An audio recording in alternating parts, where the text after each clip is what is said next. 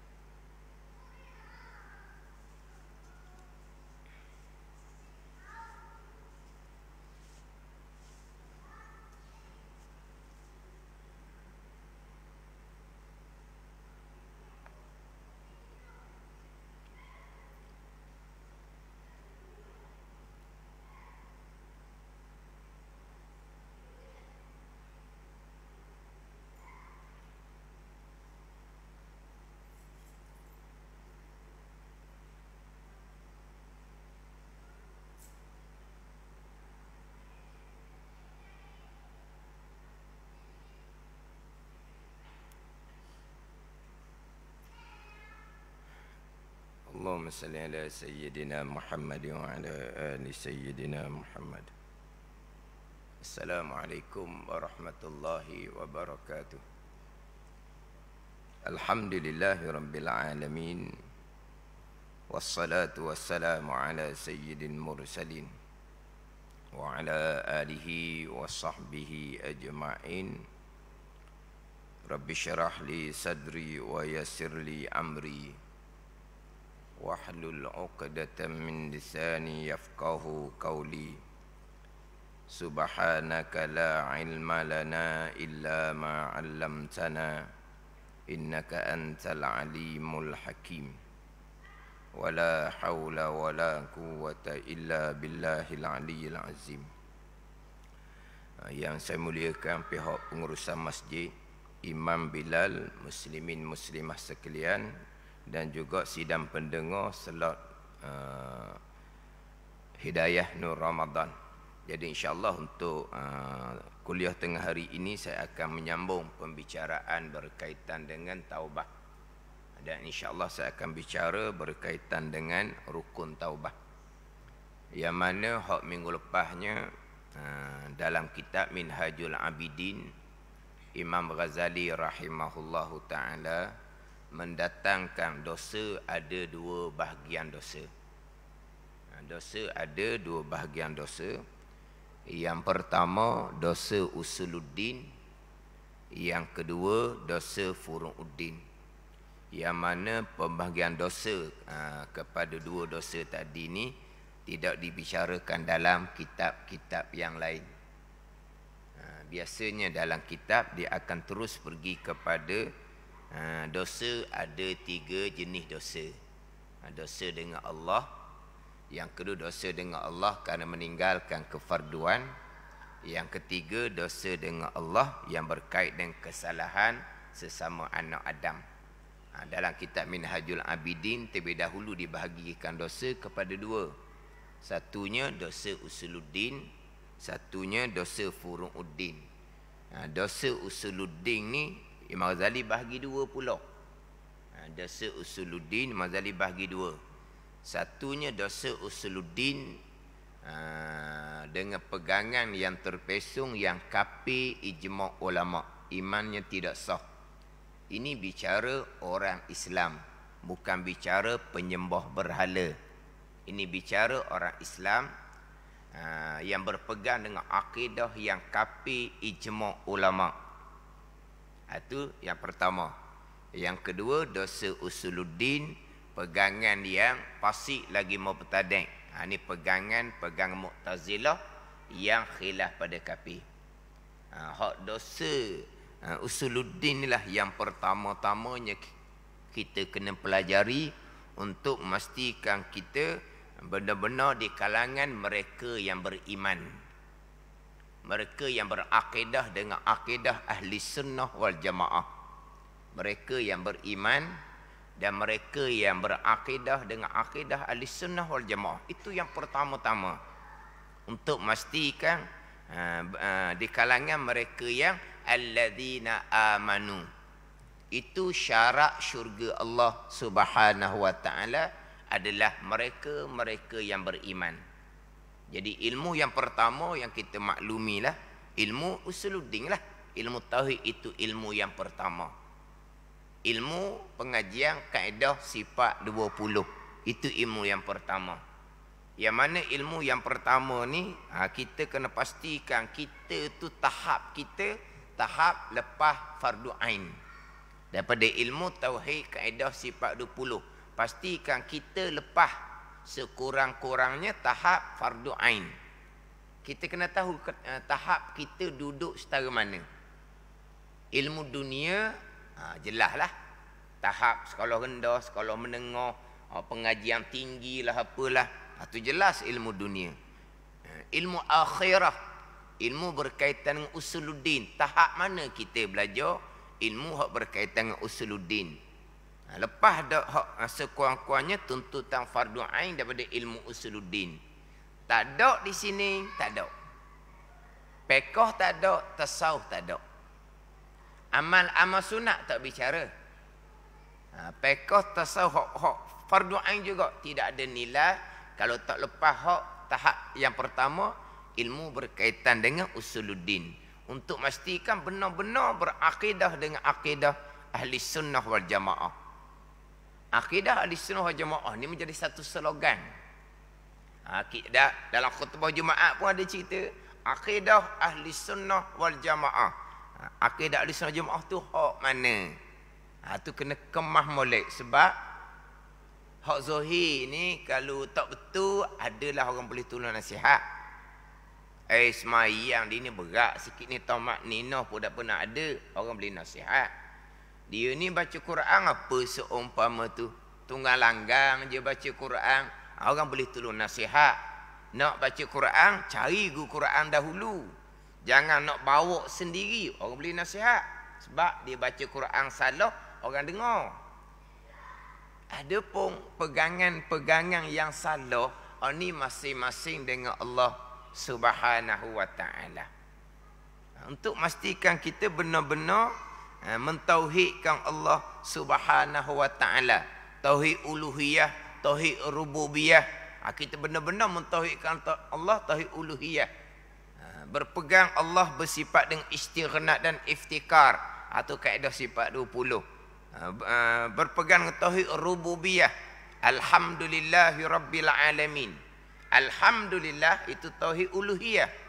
Rabbil alamin itu tauhid rububiyah. Alhamdulillahi rabbil alamin, kebanyakan mazhab yang lain itu ayat yang pertama dalam suratul Fatihah. Dan itulah ayat yang pertama di dalam Al-Quranul Karim. Alhamdulillahi rabbil alamin. Kita bermazhab Syafi'i. Ayat yang pertamanya Bismillahirrahmanirrahim. Alhamdulillah tu tauhid uluhiyah. Rabbil alamin tauhid rububiyah. Anak pastikan kita benar-benar berakidah dengan akidah suratul Fatihah. Membaca Fatihah comel tanpa berakidah dengan akidah suratul Fatihah, Fatihah akan laknat kembali. Solat tidak akan diterima oleh Allah Subhanahu wa taala. Solat tidak diterima oleh Allah Subhanahu wa taala. Amal-amal yang lain pun tidak akan diterima oleh Allah Subhanahu wa ta'ala. Yang mana dalam Terengganu FM saya bicara hak berkaitan dengan sifat 20, hak pagi Jumaat, 10 suku pagi Jumaat. Nama selok tu Ad-Dinul Khalis, agama yang suci. membicarakan berkaitan dengan akidah yang suci, akidah ahli sunnah wal jamaah. Pukul 10 suku hari Jumaat, ad-dinul khalis. Saya bicara sekarang hak berkaitan dengan sifat iradah. Yang terdahulunya panjang saya bicara berkaitan dengan sifat wahdaniyah. Wahdaniyah pada zat, wahdaniyah pada sifat, wahdaniyah pada perbuatan. Apa makna wahdaniyah pada perbuatan? Apa makna tidak mensyirikkan Allah pada perbuatan? Itu kena tu molek tu. Mensyirikkan Allah pada zat, tak ada lah orang Islam pergi sembah Tuhan yang lain. Mensyirikkan Allah pada perbuatan, musyrikun. Mensyirikkan Allah pada perbuatan ni, kalau mengajilah kaedah sifat 20, mensyirikkan Allah pada perbuatan ada dua. Satunya kan muttasil pada perbuatan, satunya kan munfasil pada perbuatan. Tapi itu istilah ilmu. Tapi kalau mengaji kaedah sifat 20, dia akan jumpa istilah ni. Kan muttasil pada perbuatan, mensyirikkan Allah pada perbuatan yang khilaf pada kafir. Akidah yang fasik, akidah yang bid'ah. Kan munfasil pada perbuatan, mensyirikkan Allah pada perbuatan, atau kafir ijma' ulama'. Kafir ijma' ulama'. Hak mensyirikkan Allah pada perbuatan yang kafir ijma' ulama' ini mustahil syarak, mustahil akal ke syurga Allah Subhanahu wa ta'ala. Musyrikun yang Allah Ta'ala semestinya akan mengampuni. Inna Allah yaghfiru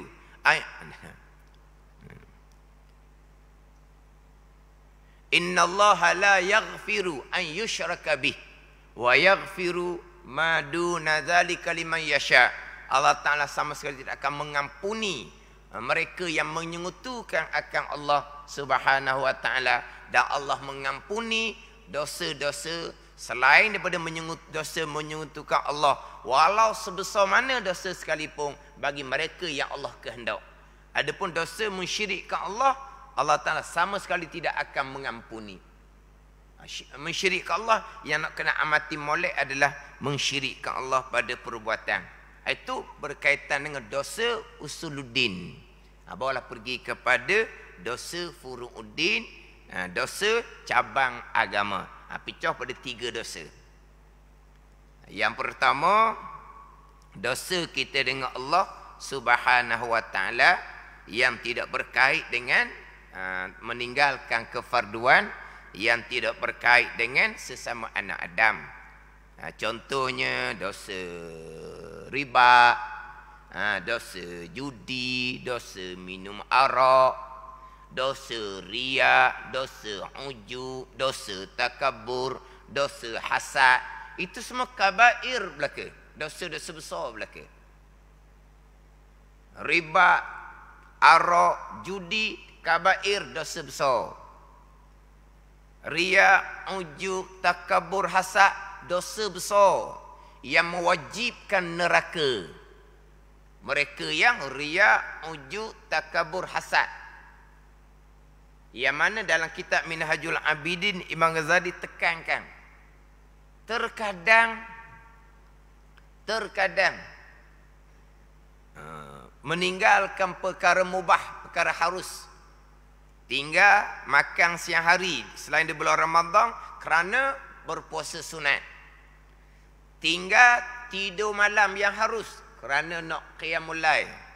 Tidur malam harus, isyak solat dah selesai dah, tidur malam harus, tinggal perkara harus kerana nak qiyamul lail, tetapi mengekali sifat-sifat yang diharamkan oleh syarak yang mewajibkan neraka, riya, ujub, takabur, hasad contohnya. Hak harus tinggal. Makan siang hari, bukan bulan Ramadan lah ni, makan siang hari perkara harus ditinggalkan, nak puasa sunat. Tidur malam harus ditinggalkan untuk qiyamul lail. Yang harus ditinggalkan, tapi yang haram dikekali. Mana? Riya, ujub, takabur, hasad. Majlis kata tidak ada sesuatu, tak ada bahagian pun. Faham tak ni? Ni kita berada di bulan Ramadan. Kita berada di penghujung bulan Ramadan. Bulan yang suci, Diturunkan kitab yang suci di bulan Ramadan. Mudah-mudahan kitanya masuk bulan Ramadan dengan akidah yang suci, zahirnya suci, hatinya suci.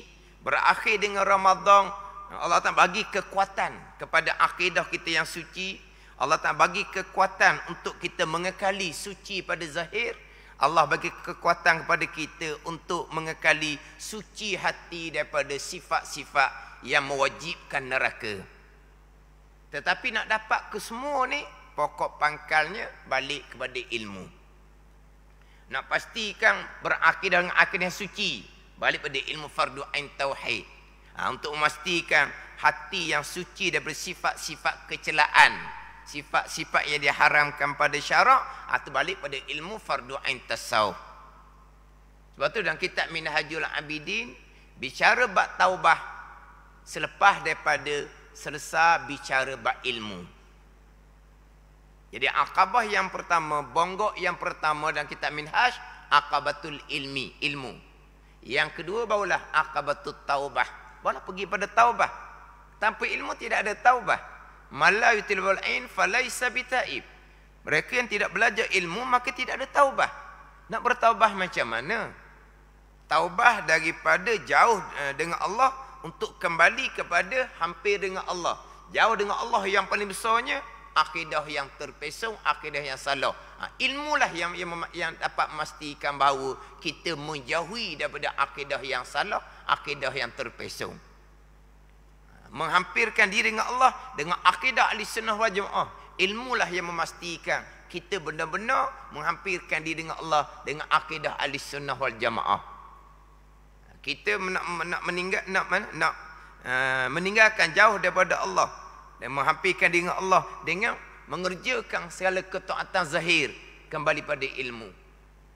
Membersihkan hati dari sifat kecelaan, menghiasi dengan sifat kebujang untuk kembali kepada Allah, kembali kepada dengan ilmu. Itu adalah syarat untuk bertaubah dengan Allah Subhanahu wa taala. Sebab itulah kalau ada orang yang minta nasihat kepada kita, saya ni nak bertaubah dah, selama ni jauh daripada agama, saya nak kembali pada agama. Nasihatnya macam mana? Nasihatnya belajar fardu ain.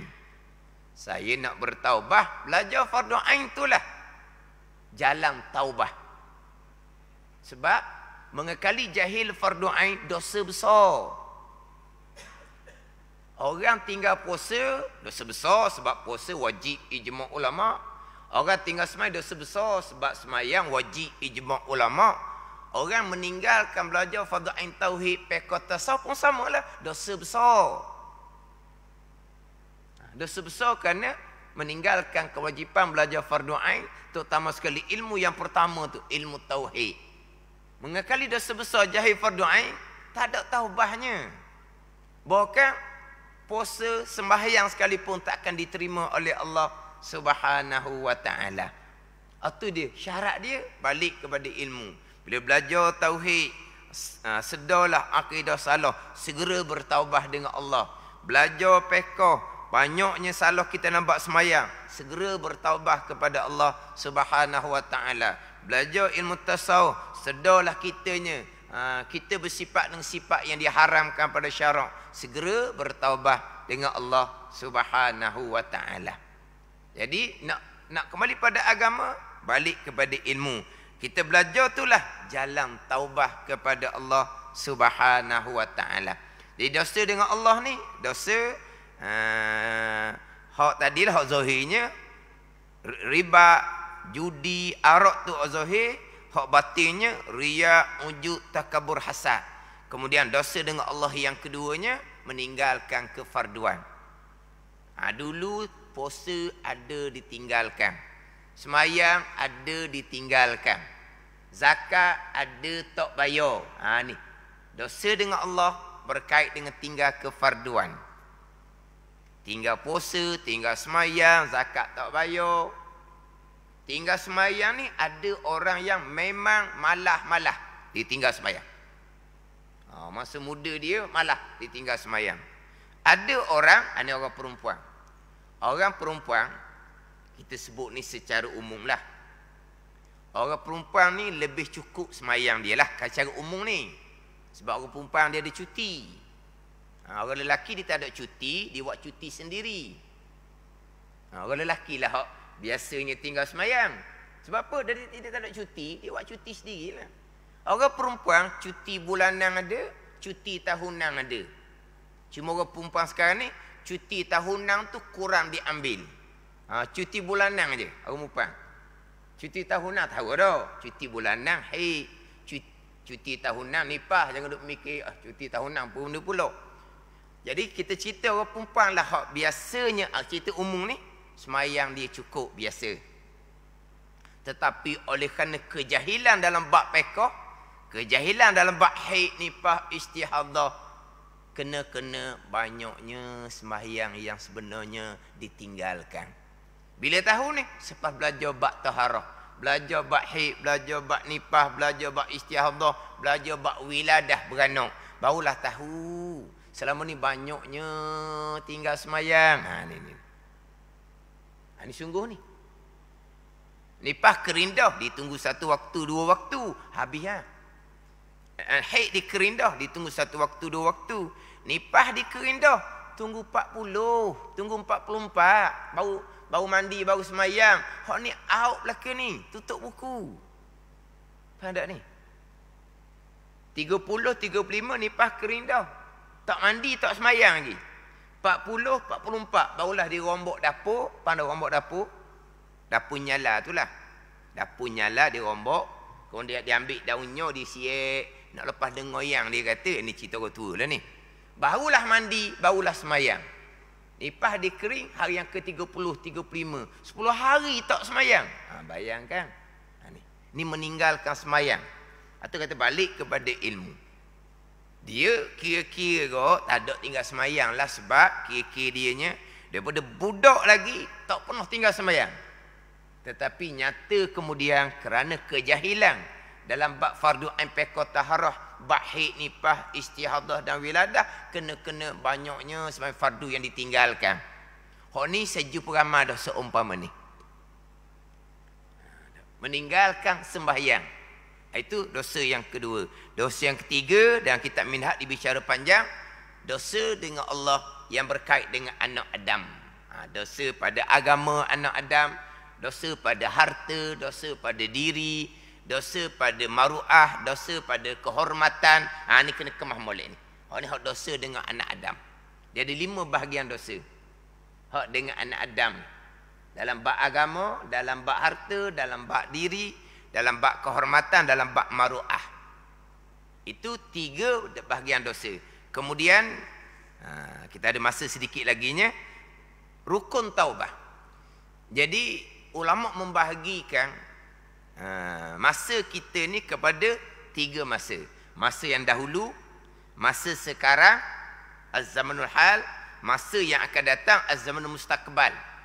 Jadi untuk masa lampau, ini melakukan dosa-dosa, sudah tidak boleh nak kembali balik. Maka rukun taubahnya menyesal. Menyesal.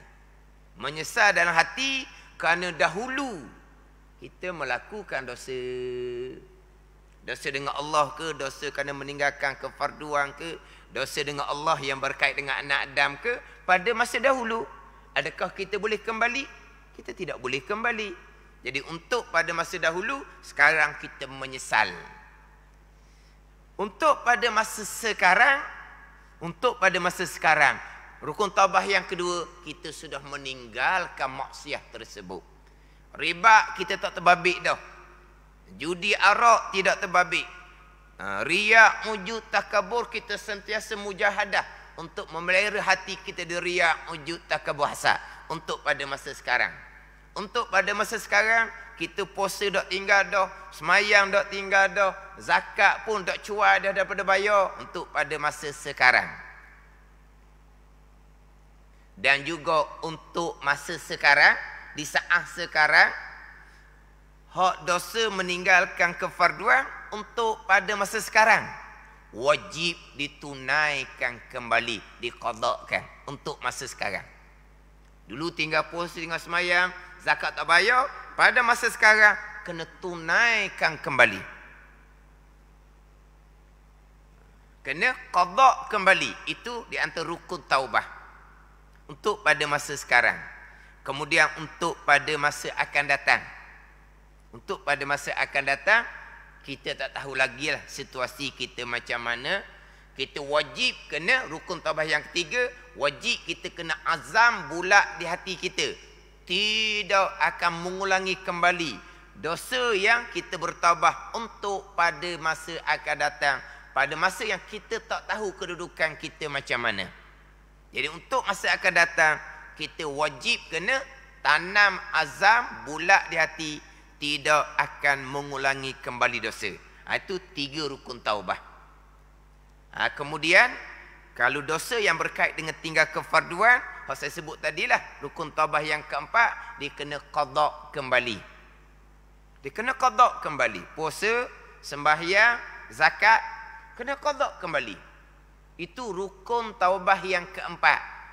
Saya nak bertaubah, dahulu tinggal sembahyang, tinggal puasa, tapi saya tak mahu qada. Bila tak mahu qada, berarti tidak melengkapkan rukun taubah, tak ada taubah lah. Macam ginilah, saya nak semayang, rukun 13, saya nak tinggal 1 je. Nak tinggal rokok ke, tak panggil semayang lah. Sebab itu rukun.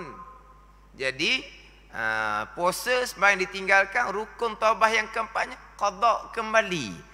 Tak qada, tak ada taubah lah. Sebab tidak melengkapkan rukun taubah yang keempat, dosa meninggalkan kefarduan. Kemudian nak qada puasa, nak qada sembahyang tu macam mana? Atau balik kepada ilmu. Itu kena belajar molek. Sebab apa? Ini di atas ilmu-ilmu yang wajib fardu ain ke atas kita mempelajarinya. Kalau tinggal puasa pada masa dahulu, lama sangat dah. Sudah melangkah tahun. Dia ada fidyah berah langkah tahun. Itu bicara fidyah berah tu. Banyak mana nak kena bayar. Itu balik kepada ilmu. Tinggal semayang. Pada masa dahulu, memang kita tak tahu. Tak tahu banyak mana. Memang tak tahu banyak mana. Nak qada macam mana? Balik pada ilmu. Ilmu akan beri panduan kepada kita. Macam mana kita nak qada semayang. Yang ditinggalkan pada masa dahulu, yang kita pun tak tahulah banyak mana. Balik pada ilmu. Kalau kata zakat tak bayar, sekarang baru sedar. Ada orang yang dia meniaga lama dah. Bila meniaga dia jadi lingkup. Jadi dia pun adalah bertanya kepada orang agama. Kenapa Tuhan uji dia dengan perniagaan di lingkup? Jadi yang ditanya ni, tanya dia bab zakat. Barulah disedar. Oh, zakat. Baru disedar. Dia tak pernah peduli pun bab zakat. Jadi dia kena kira daripada dahulu dia berniaga sampai dia lingkup, banyak mana zakat yang perlu dibayar. Nak bayar macam mana? Dah sekarang lingkup, terhutang. Terhutanglah. Tetap wajib kena bayar, tapi terhutang. Di saat yang tidak mampu, tangguh dahulu. Angsuranglah kalau ada sedikit-sedikit. Tapi kena buat catatan molek. Ini Gijabat Agama.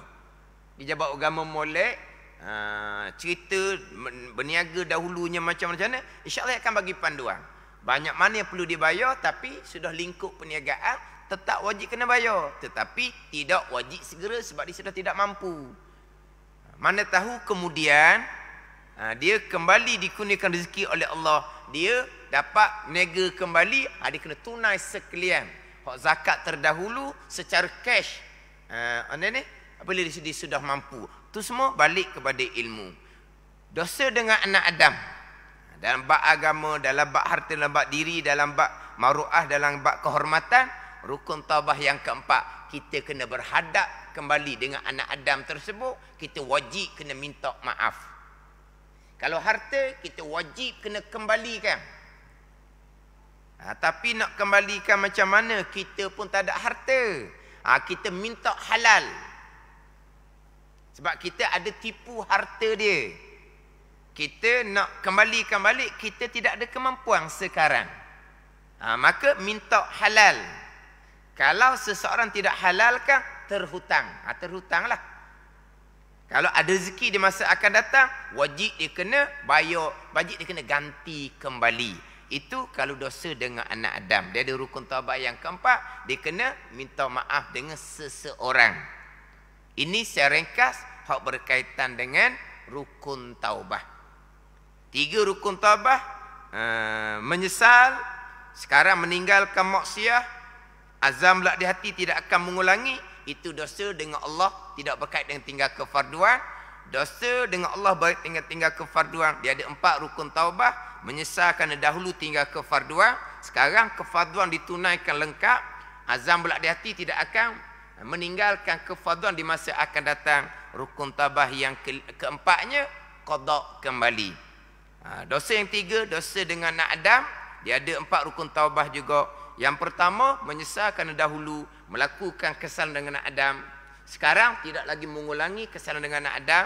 Azam pula di hati tidak akan melakukan dosa di masa akan datang. Dan rukun taubat yang keempatnya, kena minta maaf. Ini secara ringkaslah. Ini kita semua dan juga sidang pendengar Terengganu FM. Ini dia kena mempelajari selepas daripada habis Ramadan. Kuliah kembali meriah. Kuliah agama kembali meriah.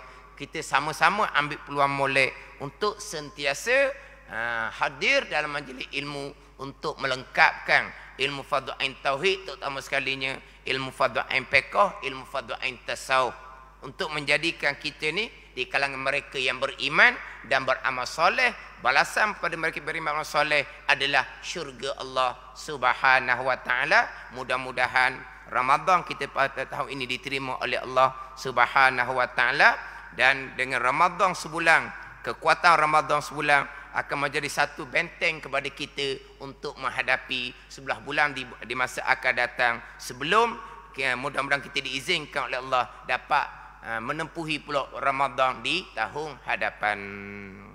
Wallahu a'lam. Bismillahirrahmanirrahim. Alhamdulillahirabbil alamin. Wassalatu wassalamu ala sayyidil mursalin wa ala alihi wa sahbihi ajma'in. Allahumma iftah alaina futuhal arifin. Allahumma allimna ilma akdamin wa fahimna famas sabiqin warzuqna ruqat talibin. Allahumma zidna ilman wa alhiqna bis salihin. Wa sallallahu ala sayyidina Muhammad wa ala alihi wa sahbihi wa sallam. Walhamdulillahi rabbil alamin. Wassalamu alaikum warahmatullahi wabarakatuh.